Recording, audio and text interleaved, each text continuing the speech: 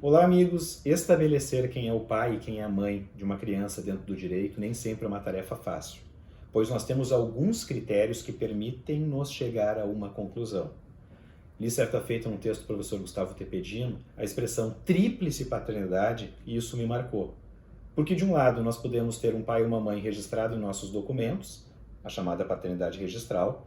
De outro lado nós podemos ter um pai e uma mãe que contribuiu com o nosso material genético, pai e a mãe de sangue, ou biológico, e nós podemos ter também aquela pessoa, pai ou mãe, que cuidou de nós desde o nascimento ou desde tenra idade e contribuiu para o nosso crescimento sadio, chamado pai e mãe socioafetivos. Essas ideias floresceram a partir de 1979 em um texto muito importante aqui no Brasil do professor João Batista Vilela, cujo título era Desbiologização da Paternidade.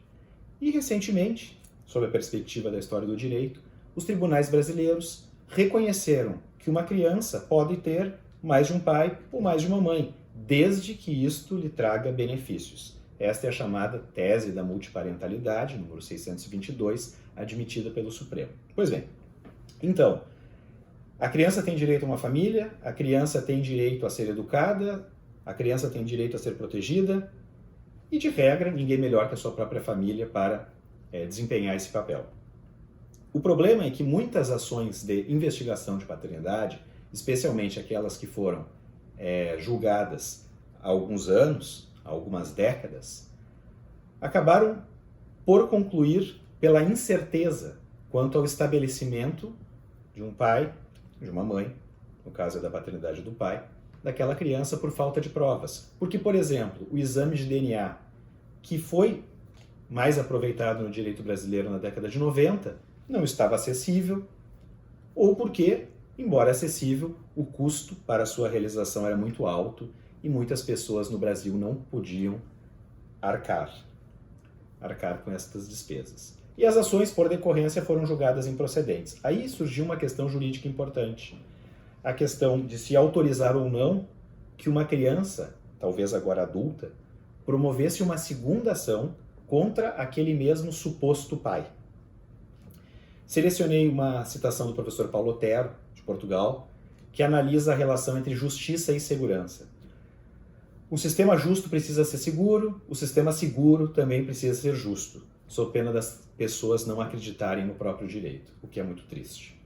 E dentro do processo civil, o Instituto da Coisa Julgada, aqui representado na citação dos professores Luiz Guilherme Marinoni, Sérgio Cruz Reinhardt e Daniel Mitidiero, ele tem justamente esse papel histórico, garantir que determinadas decisões não possam mais ser rediscutidas no futuro, para que as pessoas saibam quais são, afinal, os seus direitos e organizem a sua vida com segurança. Em 2003, li um texto importante do professor Cândido Rangel Dinamarco que propunha que em algumas situações excepcionais a coisa julgada pudesse ser relativizada. E o professor Cândido Dinamarco, o professor Humberto Adoro Júnior apontavam situações, por exemplo, em que era descoberta uma fraude dentro de um processo. Seria razoável evitar uma rediscussão, protegendo-se a coisa julgada a qualquer custo?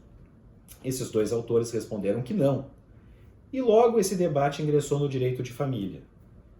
Ainda no ano de 2003, li um texto do professor Ederson Garimporto, que defendia que a coisa julgada nas ações de filiação deveria ser valorizada a partir da prova produzida.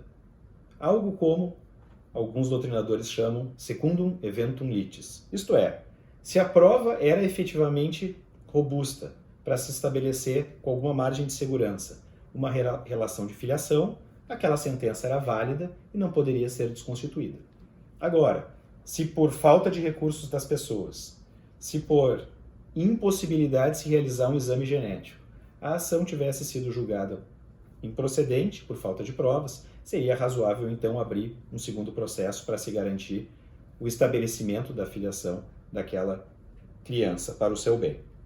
O debate chegou aos tribunais superiores e eu aguardava muito uma posição do STF. Gostei quando li o acórdão de relatoria do ministro Dias Toffoli, entendendo que, em nome da interpretação sistemática dos direitos fundamentais previstos na nossa Constituição de 1988, seria, sim, razoável admitir, nessas hipóteses excepcionais, uma segunda discussão, admitindo-se, portanto, a propositura de uma segunda ação com a mesma causa de pedir e o mesmo pedido. Quero o reconhecimento de quem é meu pai, quero o reconhecimento de quem é minha mãe, quando a primeira ação não tivesse oferecido uma resposta satisfatória, à luz da realidade existente. O STJ, nos seus julgados recentes, seguiu esta linha, trilhada por alguns tribunais da Federação, como o do Rio Grande do Sul, há mais tempo, e vem tolerando e vem admitindo nos seus julgados que a valorização da relação paterna, materna, a filiação, ocorra, inclusive, num segundo julgamento, com a chamada flexibilização da coisa julgada, medida que é vista pelos ministros como mais consentânea com o acesso à justiça que o ordenamento brasileiro procura sempre garantir. Eu trago essa questão para todos os senhores debater. Ela é muito complexa, às vezes delicada, mexe com os sentimentos de muitas pessoas, mas me parece que essa orientação adotada pelos tribunais superiores, com os critérios ali definidos, é muito útil para conciliar a expectativa de segurança e a expectativa de justiça que todos nós temos. Muito obrigado pela atenção.